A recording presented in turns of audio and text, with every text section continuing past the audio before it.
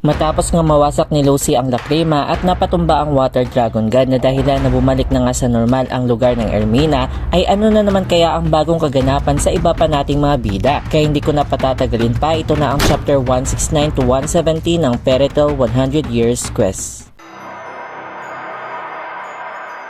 Matapos nga ang naging labanan nila Lucy at ng Water Dragon God at bumalik na nga sa normal ang lahat, ay bigla naman nakita ni Merkphobia ang susi ng Aquarius at nang sinambit niya nga ito, ay bigla namang napalingon sila Lucy at Brandish. Natanong pa ni Lucy kung kilala nga ba ni Merkphobia si Aquarius. Sagot naman ni Merkphobia na kilala niya nga ito bilang isang dragong tagapangalaga ng tubig. At bigla namang kumilang itong susi na ikinabigla naman ng dalawang babae dahil sinyalis nga ito ng paglabas ni Aquarius. Masaya namang binati nila Lucy at Brandish ang muling paglabas ni Aquarius. Subalit isang matinis naman ang titig nito kay Lucy at inis na sabing napakatagal nga raw siyang nahanap ni Lucy. At wika pa nga niya rin kay Brandish na maging aso niya nga raw muna ito. Payag naman ni Merkphobia na napakaingay pa rin daw nitong si Aquarius. Habang dumating naman itong si Caramel at tanong pa nito kung sino nga ba raw itong babae. Masaya namang nakita rin muli ni Aquarius si Merkphobia at bumati naman din ang Water Dragon God nitong babae. Habang pagtataka pa rin nila Lucy at Brandish na magkakilala nga itong dalawa. Pagkatapos nga dyan sa Ermina, ay balik naman tayo kay Natsu na nasa pagitan nga ito ng labanan sa isang membro ng Fire and Flame Guild na pinamumunuan ng Fire Dragon God na si Ignia.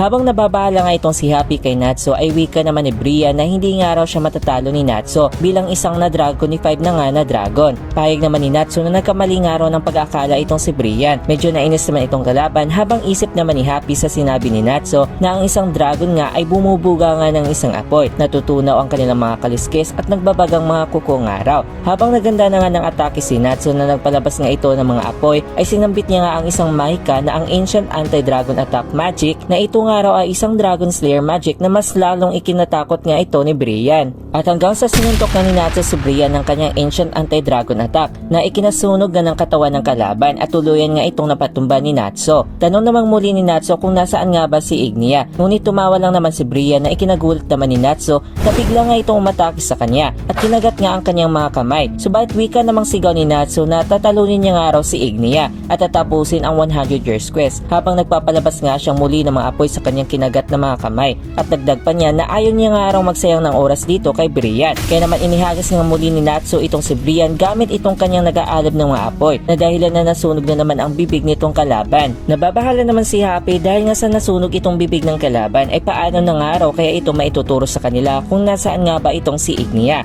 Na iyon nga ay na-realize naman ni Natsu ang kanyang nagawa. Subalit sa naging pag-atake nga ni Natsu ay nabigla naman siya nang hindi pa rin nangihina itong si Brian at may malakas pa rin itong aura. At hanggang sa may dumating naman kasama nito na sabing parang nahihirapan nga raw itong si Brian na talunin ang kanyang kalaban. Nababahala naman sila Happy dahil dalawa na nga raw ang kaharap ni Natsu. Subalit ang dumating pala ay itong si Miss Fortune na parang katulad din ni Happy. Ngunit isang apoy nga lang ito at naparito nga raw siya upang tulungan nga si Brian. Masaya naman nakitang muli ang dalawang pusa at ipinakilala pa nga ito ni Happy kay Natsu. Tanong naman ni Natsu na magiging isang dragon nga rin ba itong apoy na pusa. Sagot naman nito na oo nga raw at tingnan nga raw ni Natsu ang maganda niyang katawan habang nagpupusing pa nga ito. Hindi naman nakapagsalita sila Natsu at itong si Brian habang sabi naman ni Happy na hindi naman daw nagbago ang katawan ni Miss Fortune. Kaya naman bigla nga itong umiyak dahil bakit hindi nga raw siya naging isang dragon. Subalit pinatahan naman ito ni Happy ngunit bigla naman naging seryoso at sabing isa nga raw siya sa miyembro ng Fire and Flame Guild. Kaya naman umatake nga ito bigla kay Happy dahilan na nakuha nga ito ng kalabang pusa. Sabay pag-alis nga nito sa lugar na ikinabahala naman ni Natsu.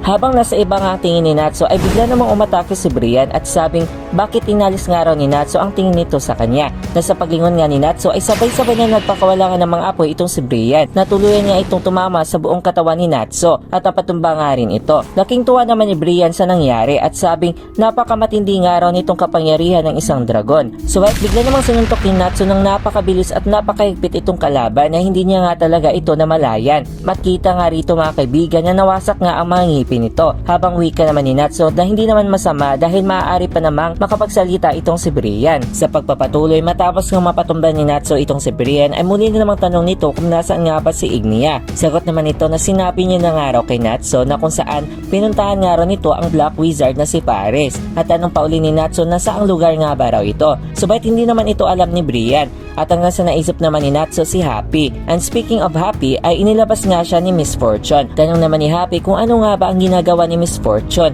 At sagot naman ito na ginagawa niya nga raw ang isang gawain dahil magkaaway nga raw sila. Dahil ang destiny niya nga raw ay ang labanan nga itong si Happy. Sabay bumuga nga ito ng apoy. Napahanga naman si Happy dahil nakapagpalabas nga raw ito ng apoy. At sabay nga rin siyang umiwas sa atake nito. Sabi naman ni Happy na hindi nga raw sila magkaaway dahil pareho nga raw silang mga exceed. Sagot naman ni Miss Fortune na isa nga siyang apoy na pusa at dala niya nga raw ay mga kapahamakan lamang. Dagdag pa niya na marami na nga raw siyang nasunog na mga bahay at kahit saan man siya pumunta ay nagsisimula nga raw talaga siya ng sunog. Kwento pa niya na minsan nga raw ay may isang matandang gustong kunin siya, subalit nasunog niya nga raw ang taong ito. At sabi pa niyang muli na isa nga talaga siyang apoy na pusa na dala lamang ay kamalasan, pero sa iniya nga lamang mismo ang tumanggap sa kanya. Sabay inatake niya na naman si Happy ng kanyang apoy, subalit naiwasan pa rin ito ni Happy. Payag pang muli ni Miss Fortune na kahit anuman ang kanyang susunugin dito ay walang masasaktan dahil ang lahat nga raw ng nandito ay fire wizards. Wika naman ni Happy na si Natsu nga raw ay isa ding fire wizards at kasama niya nga raw ito parate, so pwede nga rin daw kahit isang pusang apoy. Inis namang sabi ni Miss Fortune na dahil nga raw ay hindi niya kayang makahawak kahit na sino man,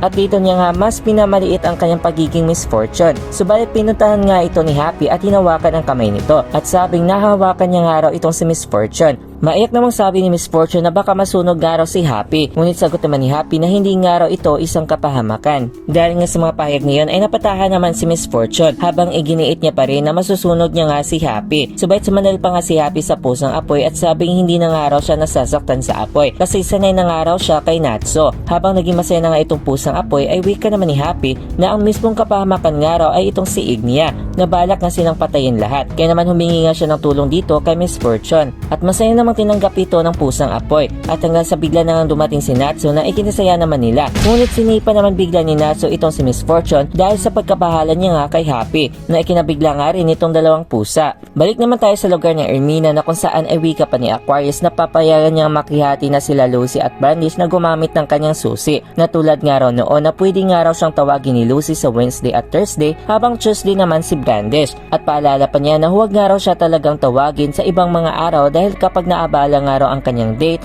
ay papatayin niya nga raw talaga itong dalawa. Habang naintindihan na nga ito ni Lucy ay wika naman ni Brandish na hindi niya nga raw talaga gusto ang susi, na ikinainis naman bigla ni Aquarius. Wika naman ni Lucy na pumunta pa nga si Brandish dito sa Gilpina upang hanapin ang susi. Paliwanag naman ni Brandish na nahanap niya na nga raw ang susi at masasabi niyang kumpleto na nga raw ang kanyang layunin dahil hindi naman daw siya isang celestial spirit wizard. Habang wala nga masabi si Lucy ay wika naman ni Aquarius na sabihin na nga raw ni Brandish ang katotohanan na hinanap nga raw nito ang kanyang susi para maibalik ito kay Lucy, na ipinagtataka naman ng ating bida. At hanggang sa bigla na nga nagpaalam si Brandish kina Lucy at umalis na nga ito habang ngiting nagpapasalamat naman si Lucy sa kanya. Habang masaya nga silang tatlo ay bigla namang niyakap ni Aquarius si Lucy at sabing magsasama na naman uli silang dalawa. At masaya namang binati ni Lucy si Aquarius sa muling pagbabalik nito. Isinalaysay naman ni Lucy na sa pag-aakala niya nga ay iiyak nga raw siya ng matindi sa unang pagkikita nilang muli ni Aquarius. Pero ang mas mahalaga nga raw ay sa wakas nandito na nga raw si Aquarius na kung saan ay mas suminahon na nga raw siya.